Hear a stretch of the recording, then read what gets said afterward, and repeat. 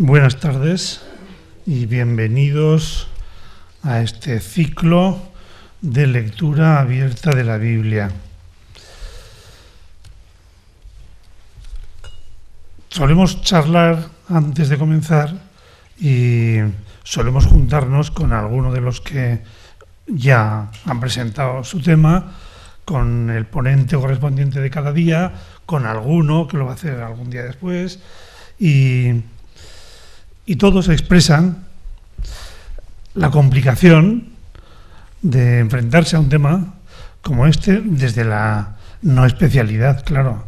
Ellos no son especialistas de esto. Yo insisto en eso porque es una manera de expresarnos a todos también que todos podemos enfrentarnos con esta aventura de intentar adentrarnos en el mundo de un libro bíblico.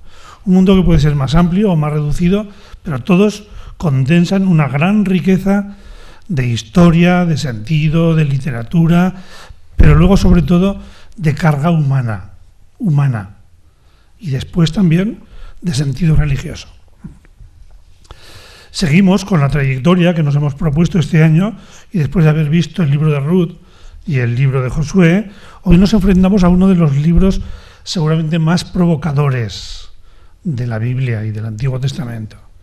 El libro de los jueces es un mundo tremendo, un mundo que sorprende mucho cuando uno se enfrenta a él y un mundo que nos hace muchas preguntas y sobre eso vamos hoy a reflexionar y nos lo va a presentar alguien como Félix Longas, que es ajeno al mundo de la Biblia.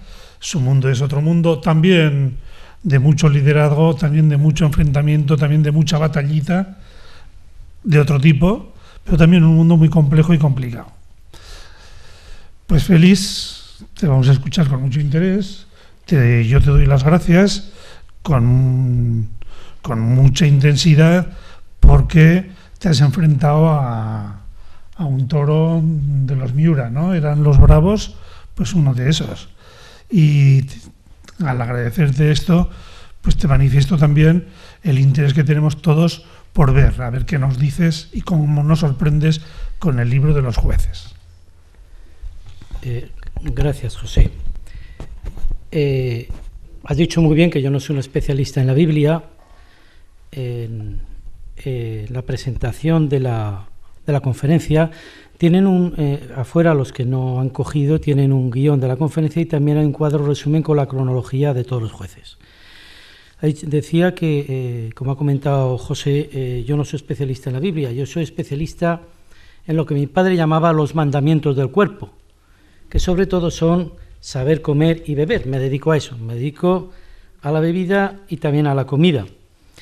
Y a la hora de tratar un tema que tiene que ver con la Biblia, que tiene que ver con Dios, pues lo que siento es cierto pudor, siento también un poco de vergüenza de hablar en público de estos temas, de la interpretación que se pueden hacer de los diferentes pasajes. Es más, la semana pasada estaba en Barcelona comiendo con un señor famoso, mediático, lo que es una estrella Michelin, y era una comida coloquio. Estábamos en un grupo de directivos y cuando esperábamos que empezara a hablar, el señor no voy a decir el nombre, dijo: mi discurso está en el plato. Dije, oye, después naturalmente sí que fue hablando que tenía más tablas de las que decía. También a mí aquello me hizo pensar cuando volvía, y ahora estos días he estado trabajando sobre el libro de los jueces, los ratos que he tenido, me hizo pensar, dice que su discurso está en el plato, pero nosotros decimos que por sus obras los conoceréis. Y entonces el decir que me da pudor no es por falsa modestia, es real, porque claro, el mostrar lo que pensamos y sobre todo nuestro compromiso cristiano, pues conlleva compromisos y conlleva que públicamente pues saben de tu forma de pensar. Yo no les voy a dar muchas soluciones, les voy a mostrar dudas y espero que yo les ayude, porque también que les sea de utilidad. Decía Einstein que la formulación de un problema es más importante que su solución. Entonces no pretendo dar una lección, Me quedé muy sorprendido con las conferencias anteriores, y me gustaría, no sé si están aquí, pero felicitar a los profesores tanto al profesor Bonafonte como a la profesora Alcubilla por la profundidad con que tocan el tema, a lo cual añaden además su buen quehacer didáctico, como buenos profesores que son. Yo esto lo he aceptado porque me lo pidió José Alegre, con el cual me unen raíces luisianas, que es de donde descendemos los dos, y con el que hemos compartido pues entrañables momentos. Para mí, la lectura del libro, pues debo de compartir, que lo dijo también el profesor Bonafonte con su libro de Josué, que para él supuso una sorpresa, para mí enteramente. Lo que pasa es que he ido evolucionando conforme iba leyendo el libro, casi ha terminado siendo para mí una aventura. Una aventura porque mi vida transcurre en un sentido, es una especie de espiral, de vorágine apabullante, que casi no tengo tiempo, y esto puede ser a veces una excusa. Me he vuelto muy pragmático. De leer un libro diario que leía de joven, pues la verdad es que he pasado a leer algo de poesía antes de irme a la cama y alguna vez un poquito del Nuevo Testamento, pero lo de meter mano al Antiguo Testamento no lo había hecho nunca. Y entonces cuando José me habla de este tema, pues me he pegado 2 meses. Las primeras semanas cogí la Biblia y empecé leyendo un capítulo cada día y vi que no me enteraba de nada. Dije, esto me recordaba a los Reyes Godos de pequeño, y cuando terminaba con uno no me acordaba de qué iba el tema del primero. De manera que hice una segunda lectura, vi que no memorizaba, y entonces determiné trabajar en mi mesa de despacho por las noches, que es lo que he hecho, y como además hay una terminología antigua que se me escapaba, que es una aguijada, pues yo no sabía lo que era, me tuve que coger boli, diccionario, y después del diccionario pasar al ordenador. El libro de los jueces es un libro difícil, no es una historia que tenga un continuum como la de Josué o la de Ruth, son historias con diferente hilo conductor. Lo único que les une, digamos que es un continuo teológico en el Señor. Pero ahora tengo que reconocer que le he cogido gusto al tema y que me gustaría seguir en ello. El Antiguo Testamento es inabarcable e incomprensible por capítulos sueltos y aislados. Yo no recomiendo a ninguno de ustedes que, bueno, siempre está bien leer un poco, pero leer un capítulo aislado es que no te enteras de nada. Hay que buscar el hilo conductor. El hilo conductor en el libro de Jueces claramente es el amor de Dios y la salvación del hombre. Además, el hacer una lectura literal de Jueces desconcierta. Les voy a contar cosas que son súper sorprendentes. Por lo tanto, no debe de seguirse. El sentido literario hay que hacer un ejercicio, sobre todo, no antes sino después de la lectura, pero hay que hacer un ejercicio activo de elaboración, si no, no te quedas en la historia. De Jueces todos conocemos un poquito la historia de Sansón, quizás un poco la de Gedeón, pero el resto de Jueces pues no hemos oído hablar nunca. Yo siempre he tenido del Evangelio, pero leyendo Jueces la verdad es que me han surgido muy grandes y algunas difíciles de digerir. Se me han amontonado. Y la primera duda, una de las dudas es que si realmente el Antiguo Testamento es también palabra de Dios, uno piensa cómo puede la palabra de Dios tener tantas aristas, porque esto tiene muchas aristas, tantas opiniones diferentes cuando te pones a profundizar en uno de estos libros, todo alrededor de un mismo tema. Hay 2 cuestiones, las 2 principales que me han sorprendido. Yo sé que la vida es cruda, pero tan cruda, aquí hay una violencia descarnada, es una extrema crueldad. Incluso los elegidos de Dios, cuando eran los jueces, pues pasaban a cuchillo a todo el mundo en muchas acciones, no dejaban a nadie. Claro, yo decía, ¿dónde queda el perdón? ¿Dónde queda el perdón a los enemigos? Que es lo que habitualmente yo suelo oír en misa, ¿no? El otro punto que me ha sorprendido muchísimo es el papel de la mujer. La mujer en la antigüedad no tenía el papel que hoy tiene, afortunadamente, pero es enteramente un objeto y está sometida al hombre a unos límites que después veremos casos concretos. Entonces, muchos capítulos que yo no había oído, entiendo que son incluso difíciles de poner en una homilía, porque las lecturas aisladas, decía, pueden incluso llegar a escandalizar. De todas maneras, quédense con una idea, y es que Dios escribe recto con renglones torcidos. Siempre eso lo sabemos todos, y en este caso ha sido así. Yo no creo que haya sido solamente con renglones torcidos, es como una especie de dientes de sierra. Y hecha esta introducción, pues pasamos directamente a ya explicarles a explicar exactamente de qué va el tema. A ver, todos entendemos que juez es una palabra ligada a las funciones que ejerce en la sociedad: juez de paz, juez de tribunal, juez de fútbol. Todavía hay más jueces, y en todos ellos tiene el poder de juzgar y decidir. Eso es lo que entendemos por juez. Pero en hebreo, juez significa guía, dirección y gobierno. Y en la cultura hebrea no solo es una figura judicial, sino que es un líder en el ejército y a veces también en puestos administrativos. Este es el contexto que hay, pero en el libro exactamente, que vamos a comentar, se entiende por jueces un grupo de personas que interviene militarmente contra la opresión o la agresión extranjera. Surgen cuando el Espíritu del Señor los arrebata, los elige y les da una función salvadora, tanto militar como religiosa. Es decir, los libera a los pueblos, ayudan a liberar a los pueblos de la opresión y además los reconducen y los vuelven hacia Dios. Por eso decimos, además, ayudaban al pueblo a mantener la integridad de la fe en el Señor, continuamente amenazada por otros cultos. Todos ellos actuaron como instrumento del Señor, movidos por su espíritu, para llevar a cabo una misión especial en un preciso momento y por un tiempo limitado. Ninguno de ellos, y después veremos casos concretos, ninguno de ellos tenía afán de permanencia, y les ofrecen puestos, por ejemplo a Gedeón, ser rey del pueblo de Israel, y él no quiere ser rey, dice que el rey es el Señor, no él.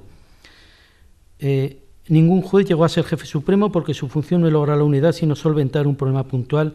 La unificación de Israel habrá de esperar a los reyes. Los jueces es un libro narrativo histórico en el que se encuentran algunos de los acontecimientos más emocionantes y dramáticos de las Escrituras.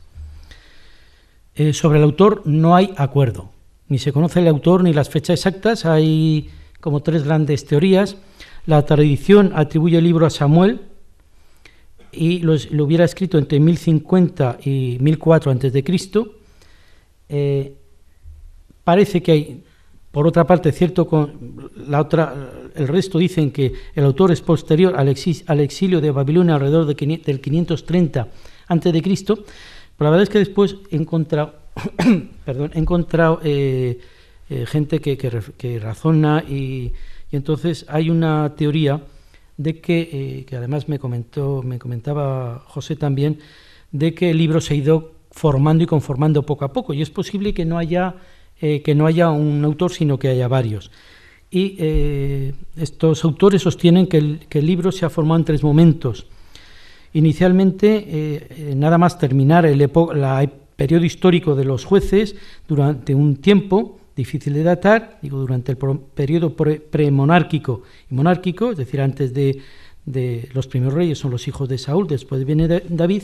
Las tradiciones populares de carácter épico sobre héroes locales pasan a ser patrimonio común y se van formando una lista de jueces.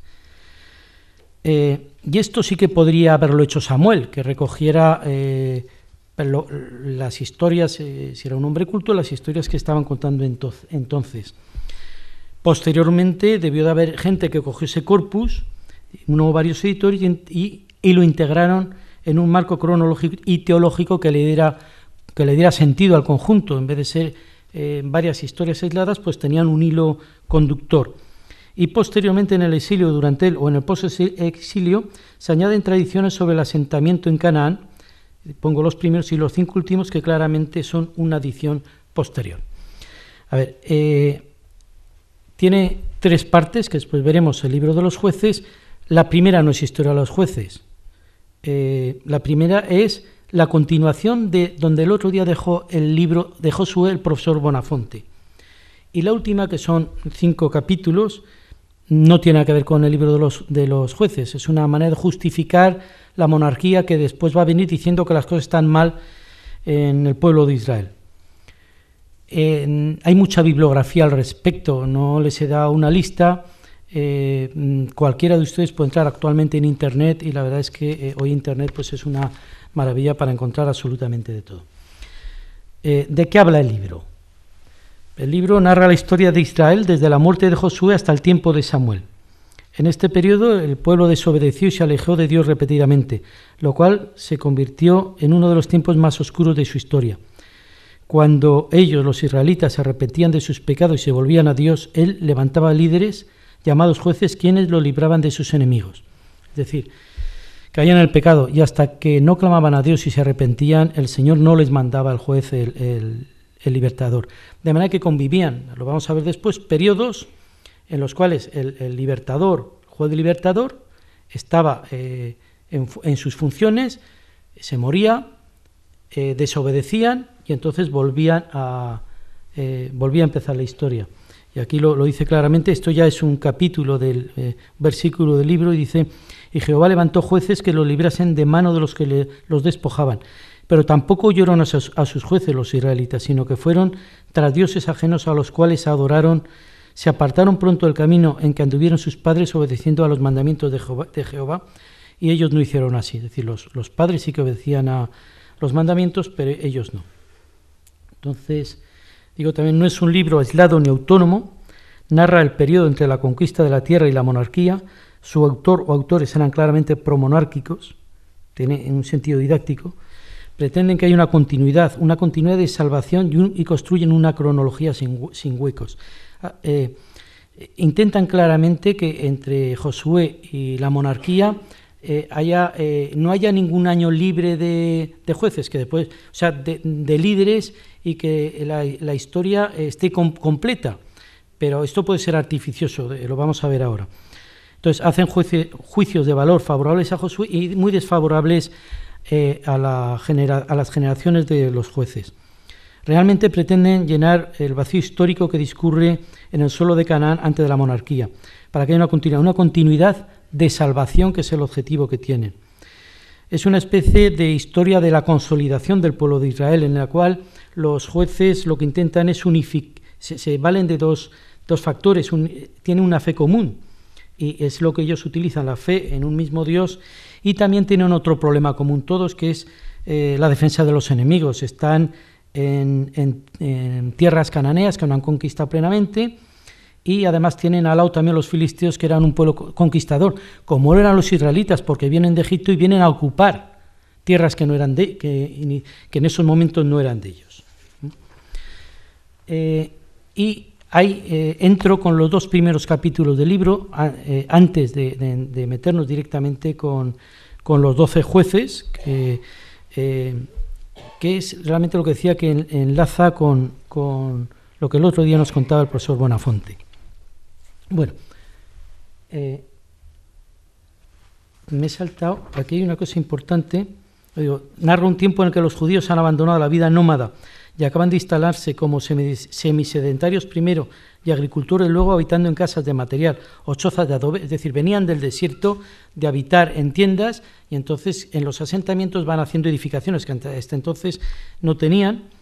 Y en este tiempo Israel estaba completamente desorganizado, sus instituciones aún sin definir, eran tribus aisladas y con amenazas de las potencias limítrofes o de los que estaban entremezclados con sus propias líneas. Aquí hay muchas líneas de investigación abierta. Entonces tenemos los dos primeros capítulos, que son las campañas de las tribus, del 13 al 16 son la cronología de los 12 jueces, del 17 al 21 la confederación israelítica, lo que va a ser el germen del posterior reino de Israel.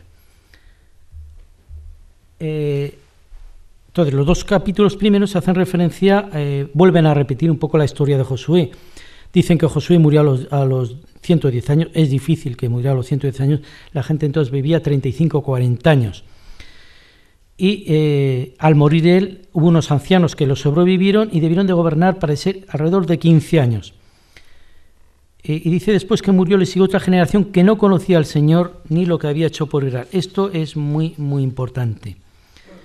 Después lo vamos a ver en los mapas, porque, si no, vamos a adelantarlos un poquito. Bueno, aquí están el reparto de las tribus, tengo varios mapas.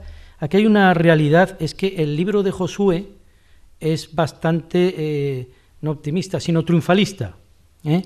Y Josué no barrió a los cananeos del suelo. Josué los expulsaron de los valles, pero lo único que conquistaron las tribus de Israel fueron la montaña. Y hubo 6 tribus de ellas, que dice concretamente la Biblia, que no lograron expulsar a los cananeos en absoluto. Esto no de una perspectiva histórico-tribal, realmente eran tribus independientes, pero también no de una perspectiva teológica y didáctica. Los nativos eran los cananeos. Los cananeos estaban pues por toda Israel central. Los filisteos, que están aquí en esta al lado del mar, esa especie de cuchillo que se mete hacia arriba, eran tan conquistadores como los israelitas. Y alrededor estaban todos los pueblos, edomitas, moabitas, amonitas. Entonces las tribus ocuparon Canaán, pero no de un golpe, las fueron ocupando poco a poco, en épocas diferentes, y a la vez que le iban ocupando sentían necesidad de autoafirmación, de tener autoridades que no tenían, y también de tener una especie de estructura centralizada. Lo que más unió a las tribus fue la necesidad de supervivencia, porque solas tenían menos mucho más problemas de hacer frente al enemigo que cuando ellas estaban solas. Bueno, los israelitas no cumplieron el Semá. El Semá es el libro sagrado, le escucha Israel, y dice claramente: graba en tu corazón los mandamientos que yo te entrego hoy, repítelos a tus hijos, habla de ellos tanto en casa como cuando viajes, cuando te acuestes y cuando te levantes. Aquí hay un primer problema claramente. La generación del desierto, la generación que conquistó parte de Canaán, no supo transmitir la fe a sus hijos. Y por darle utilidad, pues más que contar historias, que alguna les voy a contar del libro, les voy a también invitar a la reflexión. Porque lo primero que tenemos que preguntarnos, por lo menos en 3 o 4 momentos del libro lo voy a hacer, con permiso de José y de ustedes. Yo pregunto: ¿en qué nos parecemos nuestra generación al libro de los jueces? Porque no se supo transmitir la fe, pero nos tenemos que preguntar si la principal formación se da en el hogar. ¿Qué hacemos nosotros hoy? ¿Qué vamos a hacer para transmitir nuestra fe? Nuestros chicos, mis hijos, reciben los sacramentos, pero ¿cuánto practican la religión? ¿Qué tipo de religión es la que están practicando? ¿Qué pasa cuando pecamos? ¿Nos confesamos? ¿Damos testimonio? Que esto es lo que hacían los jueces. ¿Defendemos a Dios, a Cristo y a su Iglesia cuando se presenta la oportunidad? Y aquí, si se fijan, pues esto dice claramente, habla de ellos, tanto en casa como cuando viajes, cuando te acuestes. Y yo digo: ¿qué quiere decir cuando te acuestes? Pues debe decir, habla con Dios cuando te acuestes, es que te acuerdes de Él y que reces, que son costumbres que estamos perdiendo. Esto es lo que está diciendo el Antiguo Testamento, pienso que está diciendo aquí. Aquí hay otra aseveración, dice Dios: yo os saqué, lo dice el Señor, yo os saqué de Egipto y os traje al país que prometí con juramento a vuestros padres. Hizo una promesa: jamás quebrantaré mi pacto con vosotros, a condición de que vosotros no pactéis con la gente de este país y de que destruyáis sus altares. Pero no me habéis obedecido. ¿Qué es lo que habéis hecho? Por eso os digo: no los expulsaré ante vosotros, serán vuestros enemigos, sus dioses serán vuestra tentación. Es decir, el Señor dice: no habéis cumplido, y por lo tanto no os voy a librar de todas las tribus que hay, y no los libra.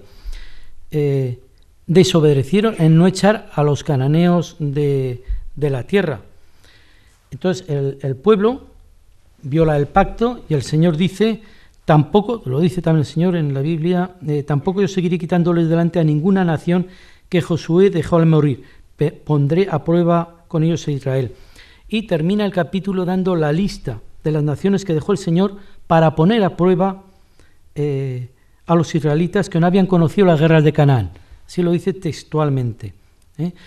También hay alguna duda que parece ser que una de las ideas podría ser también la de dejar estas pruebas para enseñar estrategia, incluso militar, a las nuevas generaciones, pero no es el sentido, sería algo tangencial, no es el sentido principal. ¿Por qué estaban entremezclados con los cananeos? Pues unos vivían en las montañas, otros vivían más en el valle, pero está claro que se relacionaban, tomaron sus hijas por esposa, les entregaron a los hijos en matrimonio y dieron culto a sus dioses. Están permanentemente después entremezclados en las relaciones, o bastante entremezclados en las relaciones familiares. Entonces aquí entramos ya de lleno en el libro de los jueces.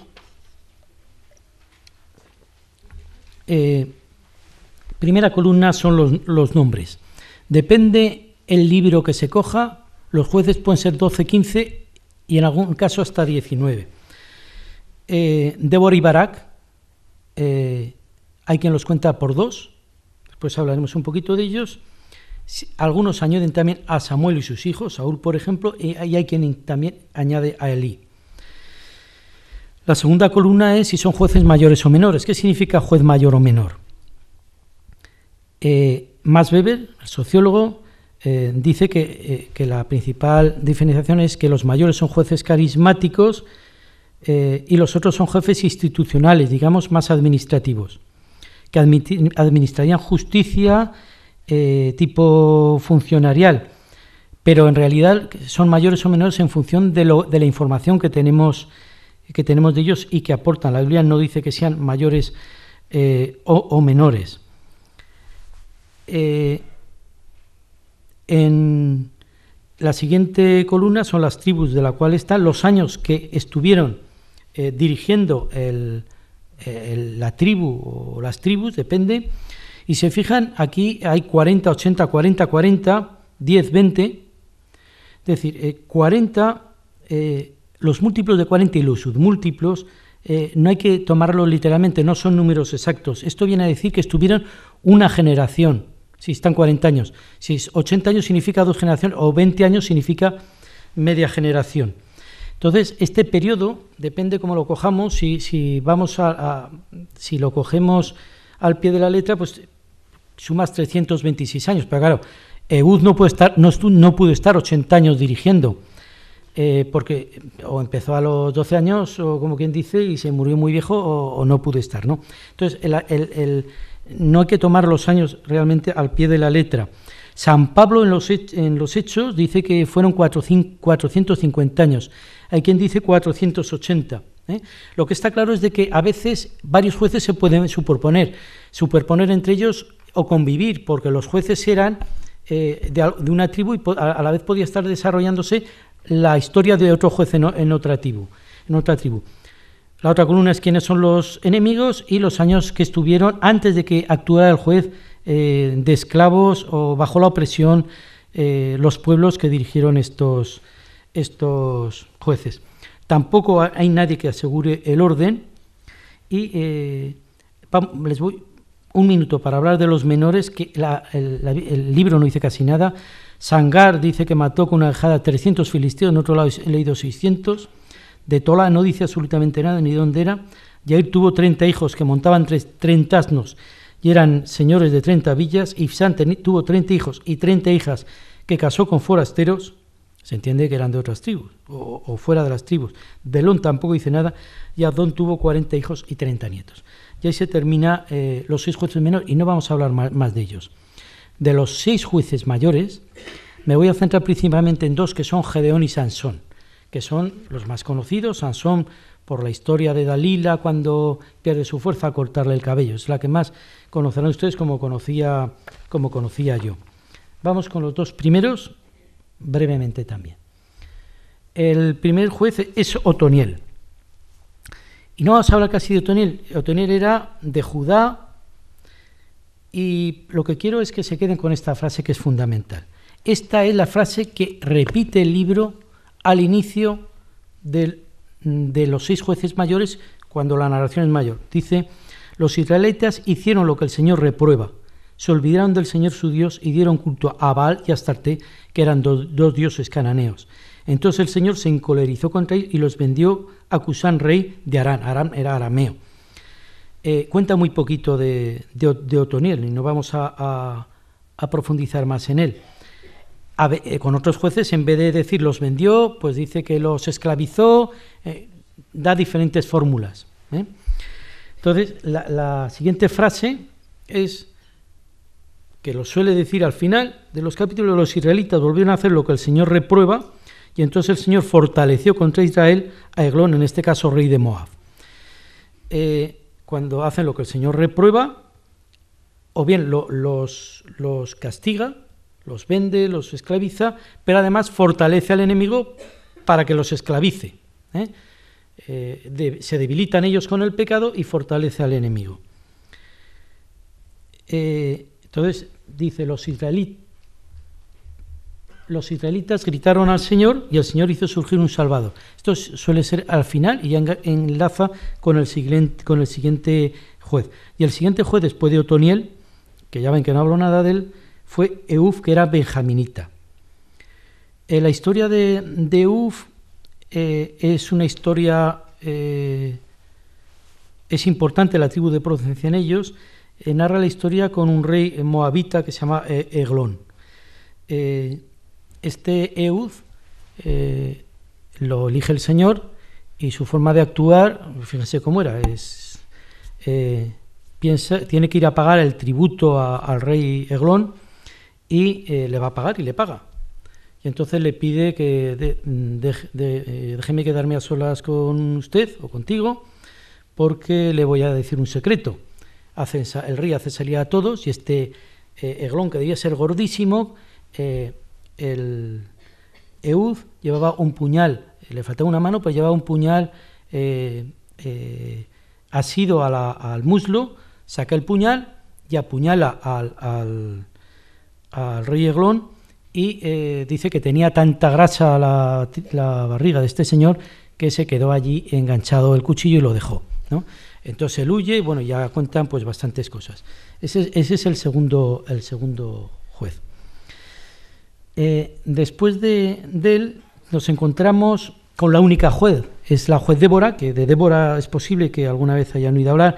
Débora era una profetisa, estaba casada, y esta sí que era juez de profesión, porque dice el texto que tenía un tribunal bajo la palmera de Débora, que a lo mejor llamarían la palmera por ella. Dice que los israelitas acudían a ella para que decidiera sobre asuntos. Débora era de Efraín, y Barak era de la tribu de Neftalí. Ya les he dicho que en realidad solamente hay que considerarlos como uno, pero hay quien los considera como dos. Entonces luchan contra los cananeos, que los habían tenido 20 años vendidos a un rey que se llamaba Yabín, y que tenía un general que se llama Sísara. Entonces la Débora hace llamar a Barak y le dice: por orden del Señor, Dios de rey, ve a alistar gente y reúne en el Tabor 10.000 hombres, que Sísara yo te lo llevaré junto al torrente Kison con sus carros y sus tropas, y te lo entregaré. Cuando te lo entregaré es que te lo pondré fácil para que lo derrotes. He dejado esos puntos suspensivos porque a Débora se la conoce también como la madre de Israel, porque es la primera vez que se juntan 6 tribus. Aquí cuenta que 6 tribus responden al llamamiento de Barak, 4 no responden, y dice cuáles son, y 3 están silenciadas porque debían estar mucho más al sur y con unas cadenas montañosas en medio, que eran las de Judá, Simeón y Leví. Entonces la historia, la resumo, antes añado, le dice Barak, que debía ser una especie de hombre de confianza o de general para Débora, y le dice Barak a Débora: si vienes conmigo voy, si no vienes conmigo no voy. Y le dice Débora: iré contigo, ahora que no será tuya la gloria de esta campaña que vas a emprender, porque a Sísara lo pondrá el Señor en manos de una mujer. Esto era una deshonra, y al final a Sísara realmente lo mata una mujer. Y esta es una historia bastante curiosa.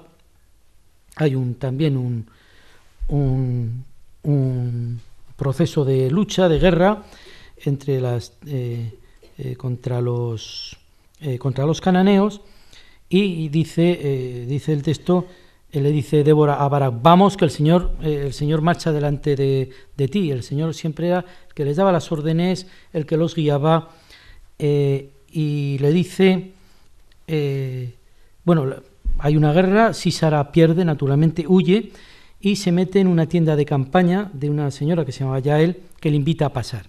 Y es otro de los momentos también dramáticos, le invita a pasar, la conocía, le da de beber esta señora al general que iba de retirada y huyendo, le dice, ayúdame, tápame para que no me vean, lo tapa porque fuera lo estaban buscando, él se duerme rendido de la huida y coge ella un clavo, que es lo que se puede ver aquí, un clavo, y cuando estaba tapado con un martillo se lo clava en la sien y lo atraviesa.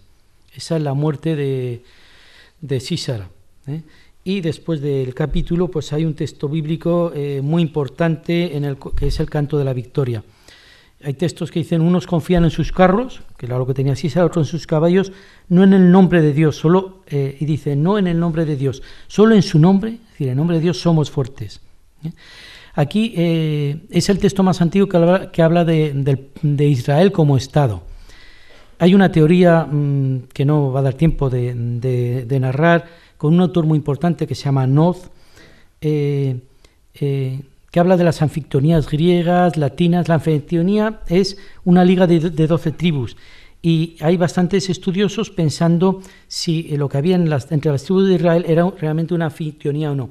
Las anfictionías tenían como centro de gravedad, solían ser agrupaciones en torno a una divinidad, y cada mes eran 12 porque cada mes del año se encargaba una del culto a Dios, y además pues tenían sus asambleas pues para ponerse en orden en cuanto a la forma y llevanza del culto. Y en el caso de Israel está claro de que el centro de gravedad hubiera sido el santuario donde estaba el Arca de la Alianza, que por lo menos en este texto pasa por 4 sitios, que era Siquem, Betel, Gigal y Silo. Después de Débora, Barak, viene Gedeón. A mí Gedeón me ha gustado porque Gedeón es una persona, digo que después tiene los poderes que Dios le da, pero Gedeón era un hombre, era de la tribu de Manasés, era un hombre normal, era un hombre humilde, ahora lo van a ver. Habían estado 7 años oprimidos, y era un señor que tiene una aparición de un ángel, y le dice el ángel, el Señor está contigo, valiente. Y dice Gedeón, perdón, el Señor está con nosotros, ¿por qué nos ha venido encima todo esto? ¿Dónde han quedado aquellos prodigios que nos contaban nuestros padres? La verdad es que ahora el Señor nos ha desamparado y nos ha entregado a los madianitas. El Señor se volvió a él y le dijo, vete y con tus propias fuerzas salva a Israel de los madianitas, yo te envío. Entonces, él tiene muchas dudas, él es un hombre que duda. Dice, primero duda porque es de la familia menor de Manasés, y dentro de él es el más pequeño. Y entonces lo que hace, dice, ¿cómo me van a elegir a mí? Y le pide pruebas al Señor. De este tipo de cosas a lo mejor lo hacemos todos alguna vez. Y entonces primero le hace una prueba con una ofrenda, y cuando ya se da cuenta que es el elegido, tiene miedo, porque el Señor le dice, derriba los altares de los dioses de los cananeos, de Baal y Astarte, y lo hace con 10 criados, y lo hace por la noche para que no le vean.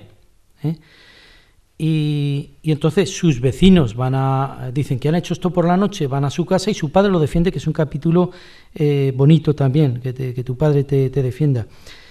Y antes de ir a la batalla, le vuelve a pedir al Señor otra doble prueba, que es una prueba también bastante conocida, y es que echa una especie de manta en el suelo por la noche, y le dice al Señor, llena todo de rocío menos la manta. Primero llena todo de rocío menos la manta, y ocurre así, y después lo hace al revés.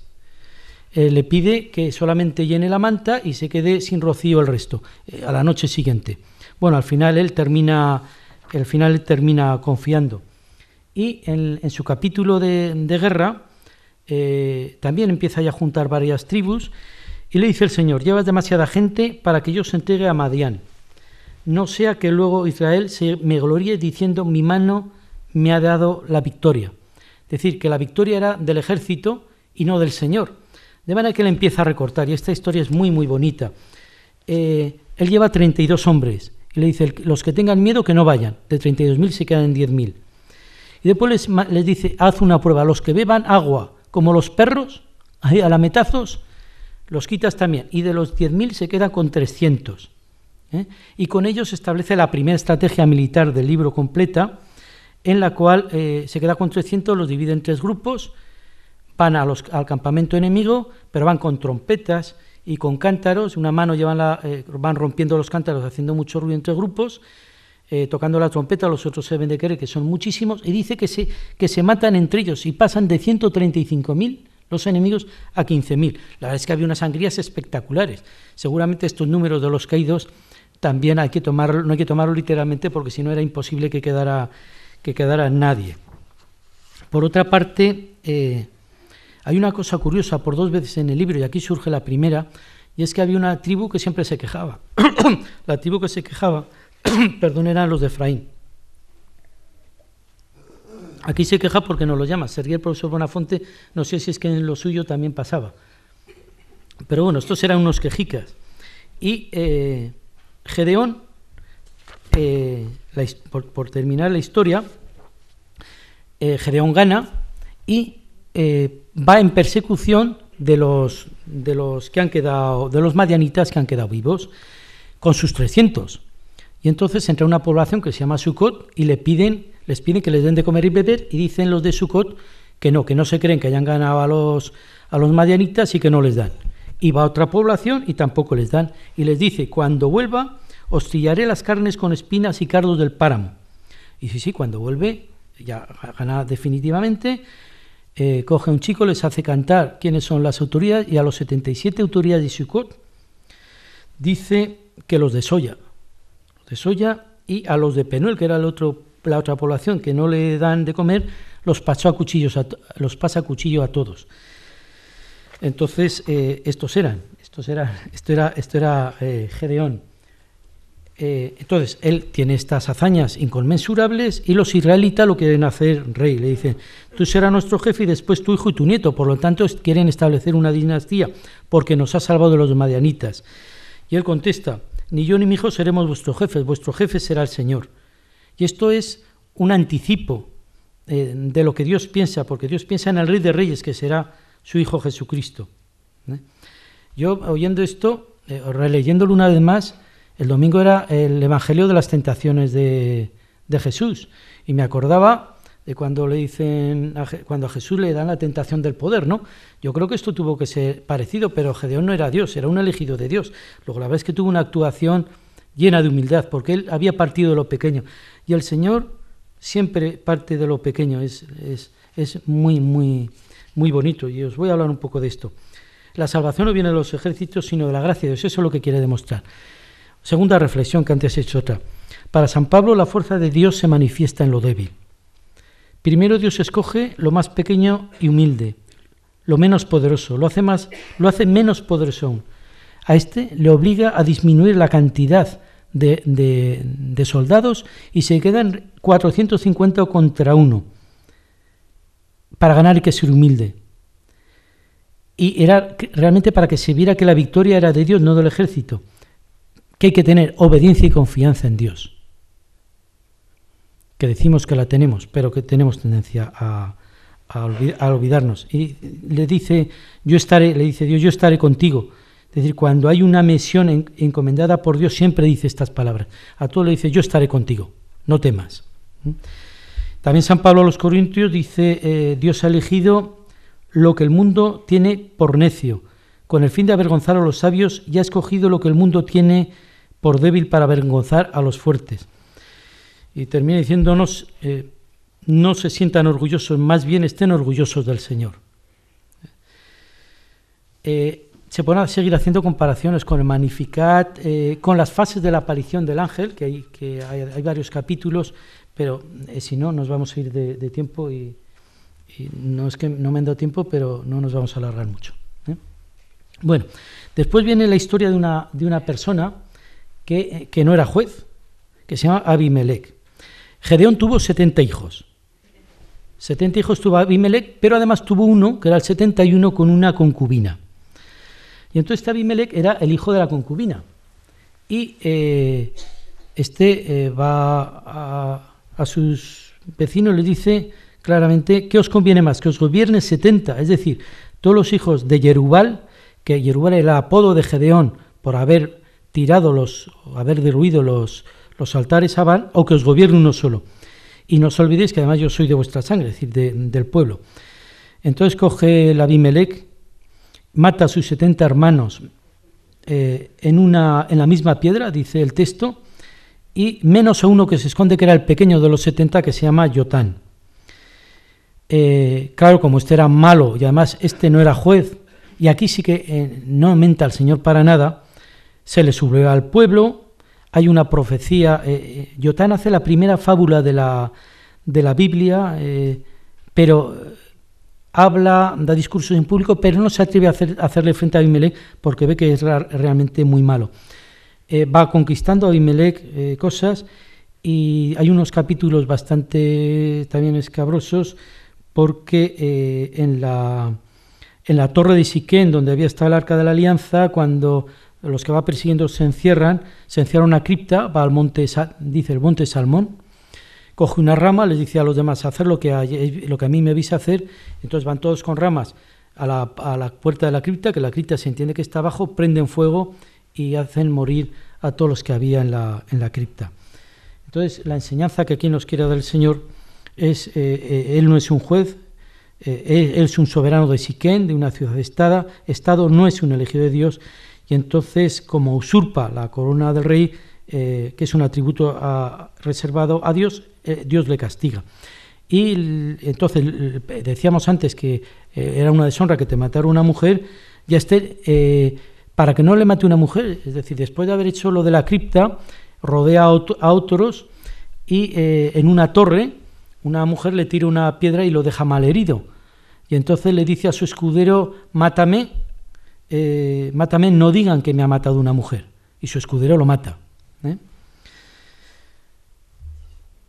El siguiente, este sí que es juez, es Jefté. Jefté era galadita, era hijo también, porque hemos dicho el Señor coge a los más humildes, era también hijo de Galaad y una prostituta. Y entonces lucha contra los filisteos y amonitas, pero primero sus hermanos lo echan de casa. Y el Señor dice, les recrimina al Señor: pero me habéis abandonado, habéis dado culto a otros dioses, por eso no volveré a salvaros. Hice gritar a los dioses que os habéis escogido, que os salven ellos en la hora del periodo. El Señor estaba bastante cansado de ellos, aunque siempre vuelve cuando se le pide. Y Jefté se junta, dice el texto, con desocupados y se dedicaba a hacer incursiones, se entiende que de medio bandolero. Y el resto, en vez de ir con los hermanos legítimos, van a buscar a él de juez. Ya reconocen que habían pecado y le dicen al Señor: haz con nosotros lo que te parezca bien, pero líbranos hoy, porque se ve que no aguantaban más la esclavitud. Y él les hace una promesa, Jefté, que también es otro capítulo curioso, y les dice: si entregas a los amonitas a mi poder, dice él, Jefté, el primero que salga a recibirme a la puerta de mi casa cuando vuelva victorioso de la campaña contra los amonitas, lo daba por supuesto, será para el Señor y le ofreceré en holocausto. Entonces hay un capítulo que me recuerda mucho a Abraham también, porque cuando vuelve, en la que sale a recibir a la puerta de su casa, era su hija única. Y se lo pueden imaginar ustedes. La hija lo único que le pidió era marcharse 2 meses, dice, porque voy a morir virgen, y se ve que le hacía mucho duelo morir virgen, y le pide marcharse 2 meses al desierto a llorar con sus amigas, y cuando vuelva podrá ser ofrecida en holocausto. Y Jefté realmente la ofrece en holocausto. Y termina el capítulo de Jefté, es decir, tiene una confianza ciega en Dios. Cuando yo estoy leyendo esto, digo, a lo mejor después viene y le dice: detente Abraham, ¿no? Pero no, en este caso no narra esto, casi te apetece que lo haga, ¿no? Al final a Jefté se le amotina a los efraimitas, los ataca y hay 42.000 muertos entre los efraimitas, es una guerra, la primera guerra, fratricida, y los que huían, que debían de ser muchos también, al pasar los vados de los ríos, los van cogiendo, se ve que iban de desbandada, y la prueba que les hacían para saber si eran efraimitas o no, que a mí esto me hace gracia, se ve que no saben pronunciar los efraimitas no sabían pronunciar la C y tenían que decir cebada, y si no sabían decir cebada y decían cebada, los mataban también, los acuchillaban, y ahí se cargaron también a unos cuantos miles. Bueno, este era Jefté, y vamos ya con el último, que el último era Sansón, y de este es el que más han oído hablar. Sansón era danita, de la tribu Dan, esto también a mí me trae algún recuerdo no bueno, y profesional, no piensen que de otra cosa. Sansón parte de una historia que es como la Anunciación, es lo mismo. El ángel del Señor se apareció a la mujer de Monaj, y la madre del Señor le dijo: eres estéril y no has tenido hijos, pero concebirás y darás a luz un hijo. Ten cuidado de no beber vino ni licor, ni comer nada impuro, porque concebirás y darás a luz a un hijo. No pasará la navaja por su cabeza, porque el niño estará consagrado a Dios antes de nacer. Él empezará a salvar a Israel de los filisteos. Esta narración le suena a todos ustedes, muy, muy parecida a la Anunciación, es una referencia profética clara. El anuncio de la madre de Sansón es una figura. Bueno, Dios envía a su ángel a ambas mujeres, les dijo lo mismo. Entonces, la fuerza de Sansón, que es lo que conocemos todos, venía de Dios, de la alianza suya con Dios y de su fidelidad con Él. Es decir, Sansón realmente admite no beber vino y ser fiel a Él. Dice, no es que la cabellera per se le diera fuerza a Sansón, no se la da el pelo. La cabellera es una manifestación de la entrega y fidelidad a Dios. Por eso cuando le cortan la cabellera pierde la fuerza, pierde sus dotes. Sansón es el único juez que sus gestas son personales. No junta a una tribu ni a todas. Son gestas personales. Él lucha contra los filisteos solamente. Entonces no hace ni batallas ni guerras. Dicen que gobierna 20 años Israel, pero no aclara en qué condiciones. Ahí la verdad es que me han surgido bastantes dudas. Sansón es un escogido de Dios y tuvo fidelidad a él, pero se desvió por su encanto con las mujeres. Debía de luchar contra los filisteos, pero se interesaba más por estar con las filisteas. Esta es la historia de Sansón.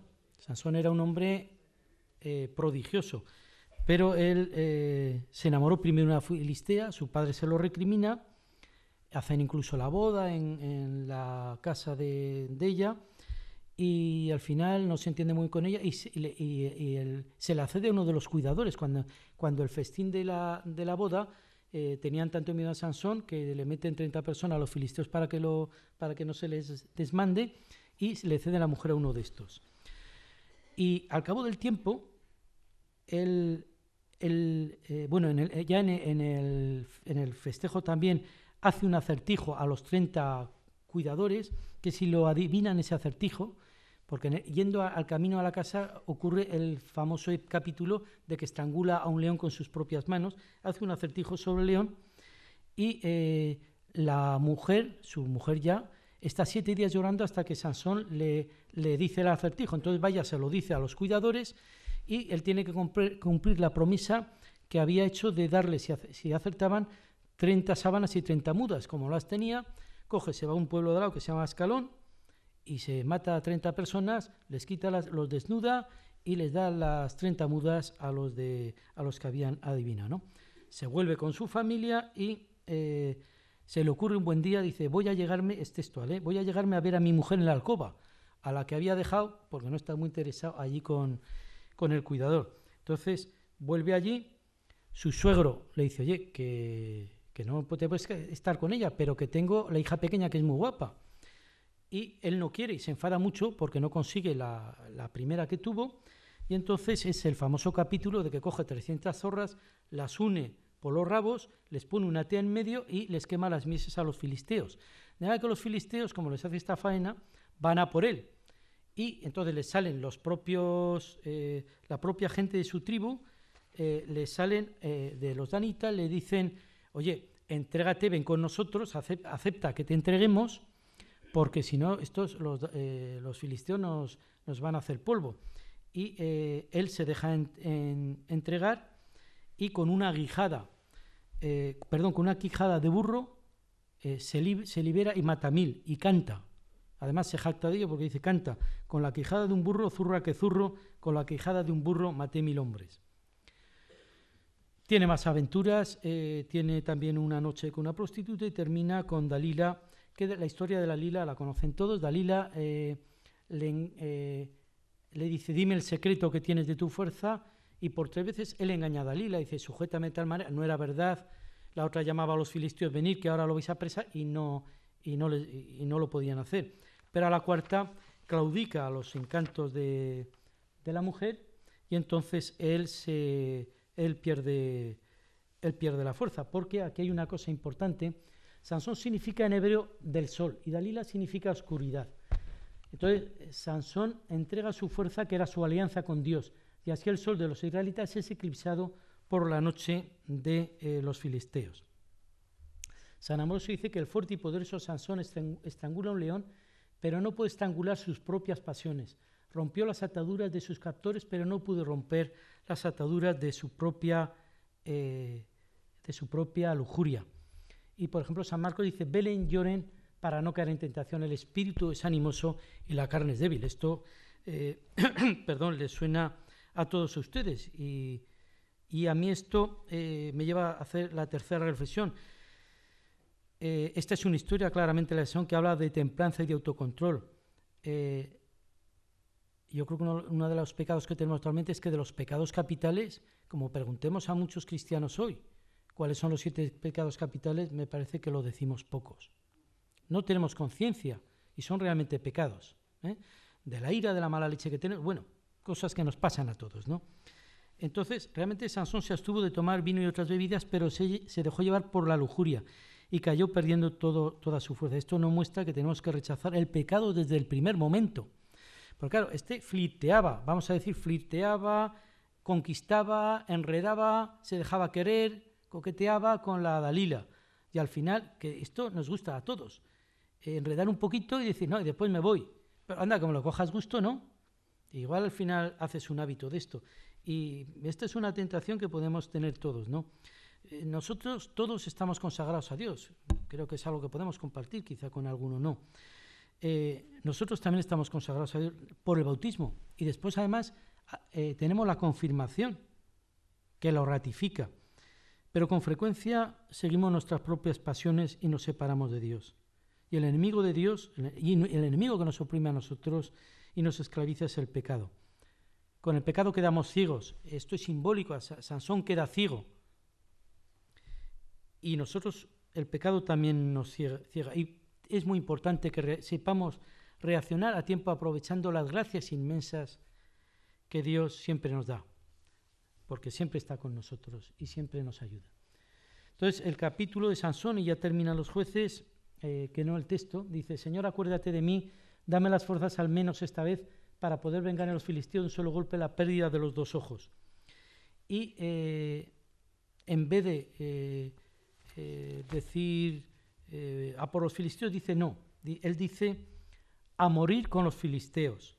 Es decir, él es consciente y dice, porque cuando le cortan el cabello lo esclavizan, pues lo llevan al templo para que les cantara, les bailara, debía ser muy chistoso además. Y entonces él lo atan con cadenas y les dice a los que lo cuidaban, dejarme apoyarme en las columnas. Y entonces cuando hace presión contra las 2 columnas, se viene todo abajo y consigue. Sansón terminó sacrificando su propia vida para hacer lo que como juez escogido por Dios debía haber hecho desde el comienzo y sin pasar por tantas tribulaciones, que era librar a los israelitas de los filisteos, porque en aquel palacio realmente estaban todos. Y aquí termina la historia de los 12 jueces, pero no del libro de los jueces. Porque después vienen esos 5 capítulos que hay quien dice que se llaman de la Confederación Israelítica y que les voy a explicar también brevemente. El primero habla de Mica el ídolo y el levita. Mica, yo tengo un chico de 4 años y Mica es la protagonista de uno de los cuentos del chico. Es sorprendente, no sé de dónde lo sacaron. Entonces, esta es la historia de un señor que roba a su madre. Entonces roba a su madre.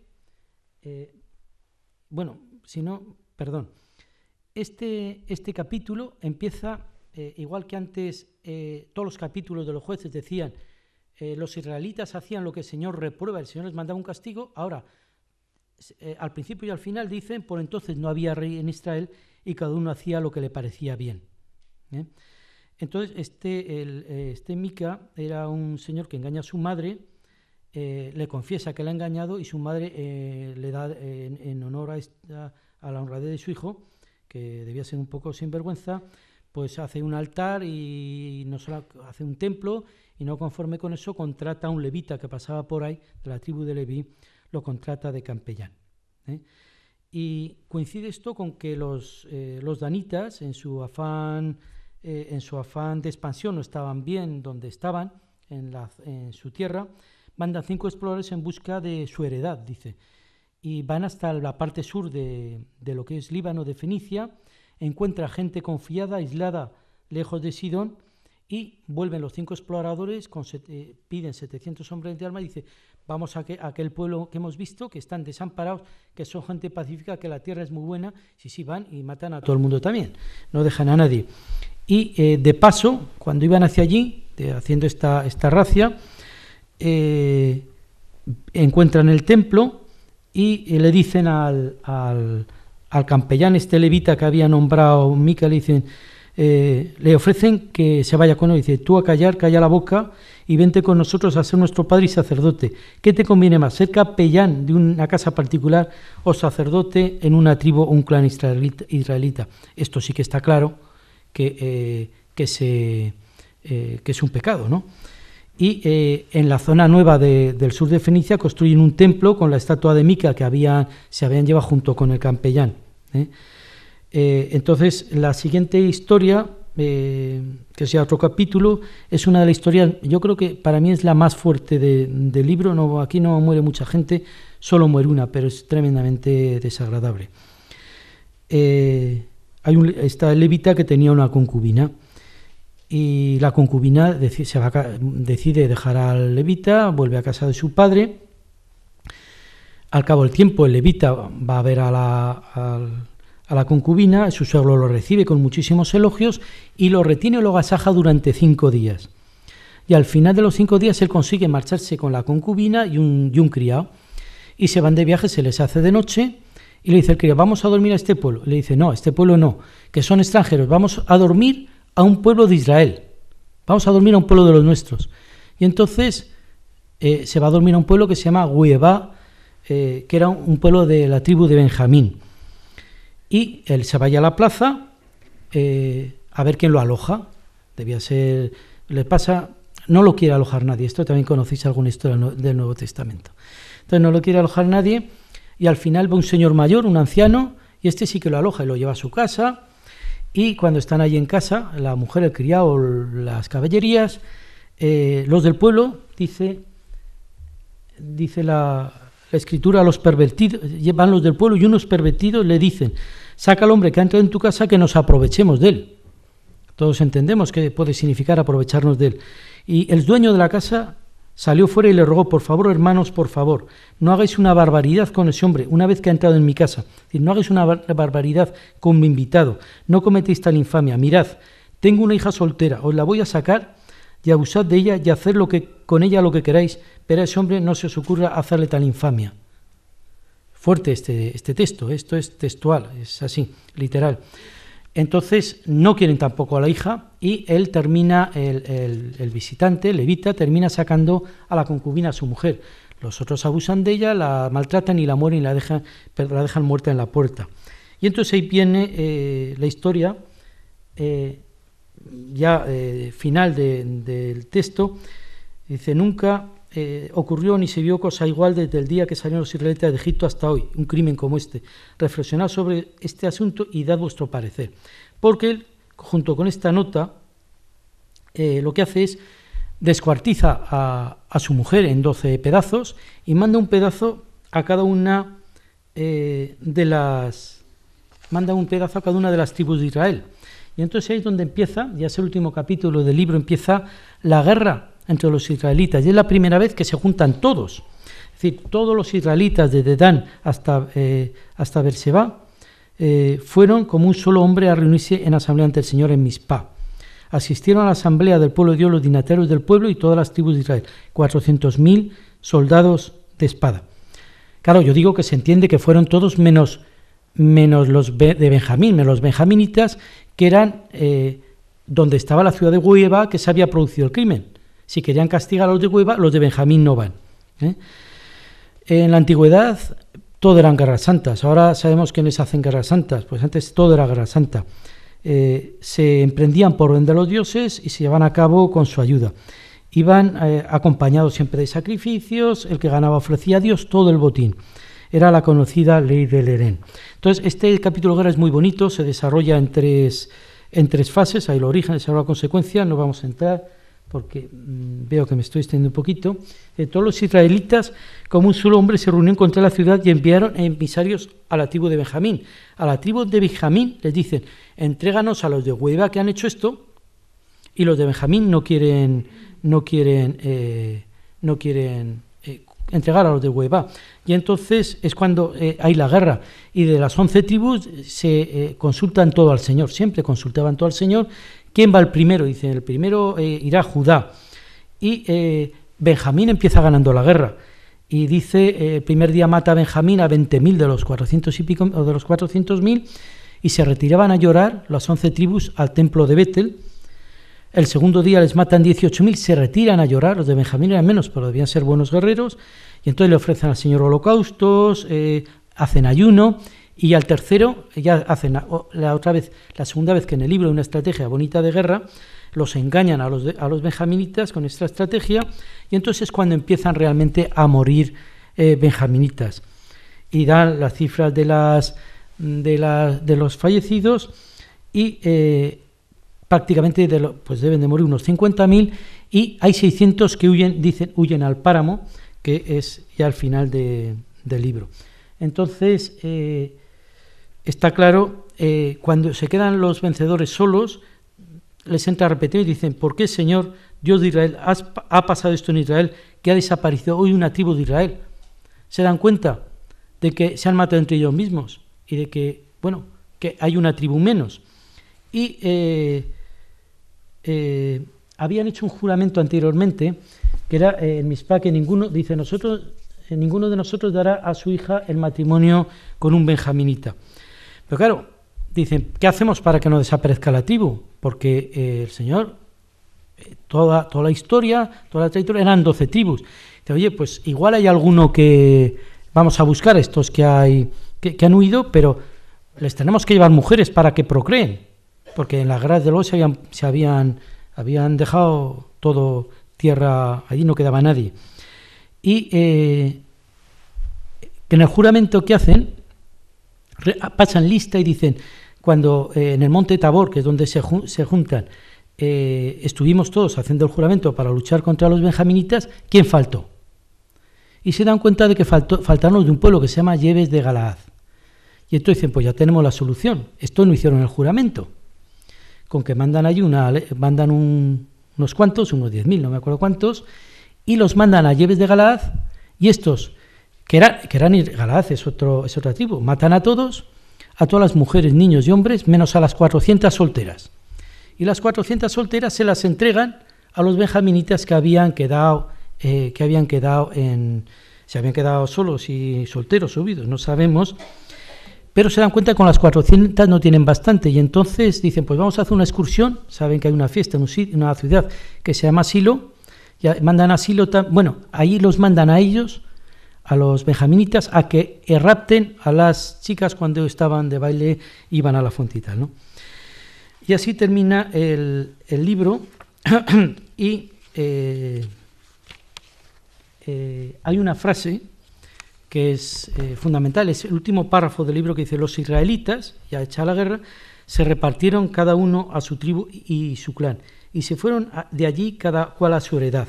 Por entonces no había rey en Israel, cada uno hacía lo que le parecía bien, que es como hemos empezado estos 5 capítulos. Entonces, era un desorden absoluto.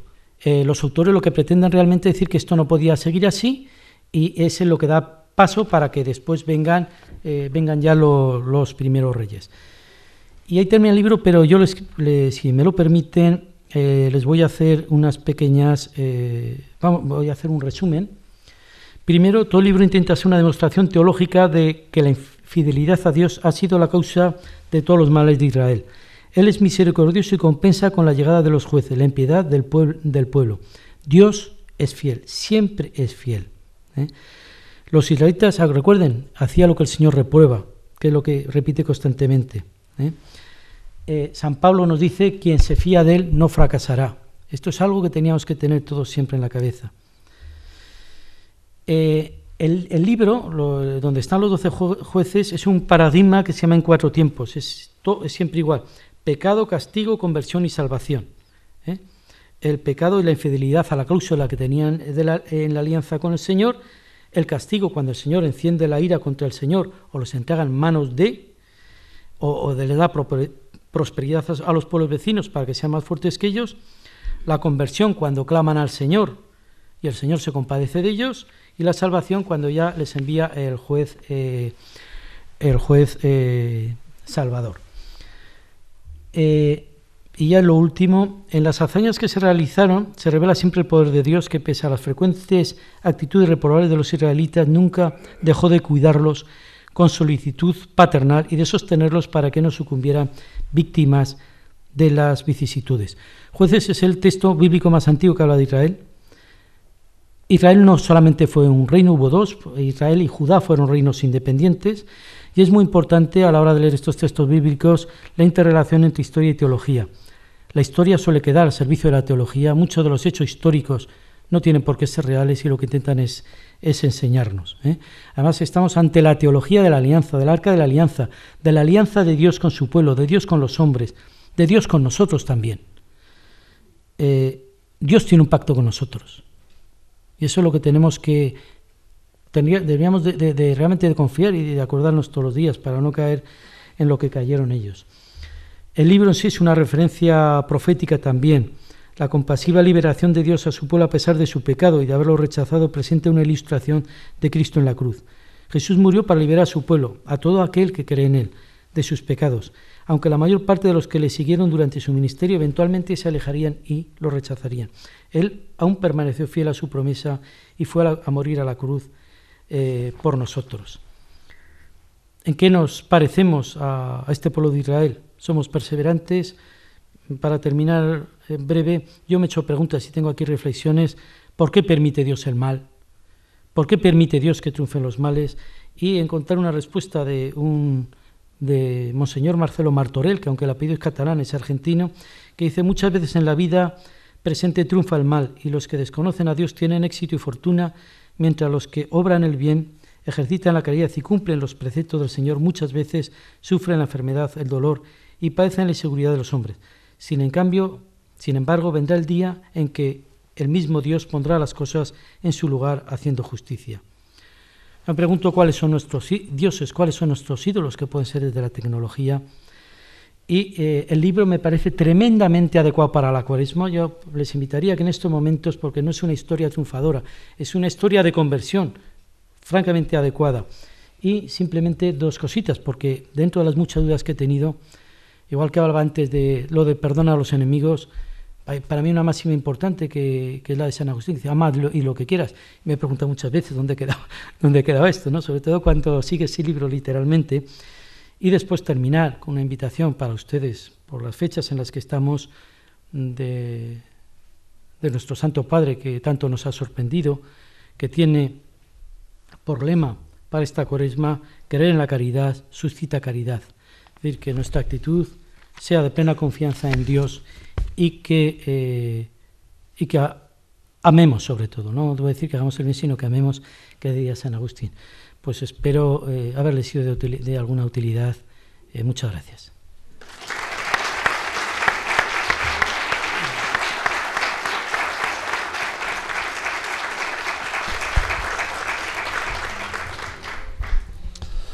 Tenemos muy pocos minutos, pero si alguien quiere intervenir para comentar esto del libro de los jueces, que parecía una lectura de la prensa de cualquier día, ¿no?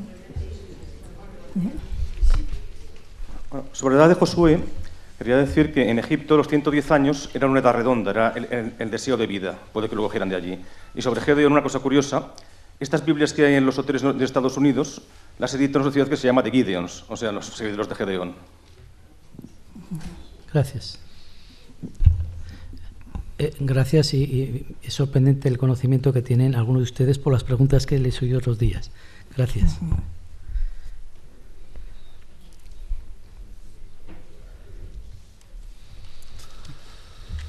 Pues Félix, te agradecemos mucho este comentario que nos has hecho, que nos permite despertar el deseo de meternos a leer ahí esa historia tan tremebunda, tan truculenta, que es nuestra historia.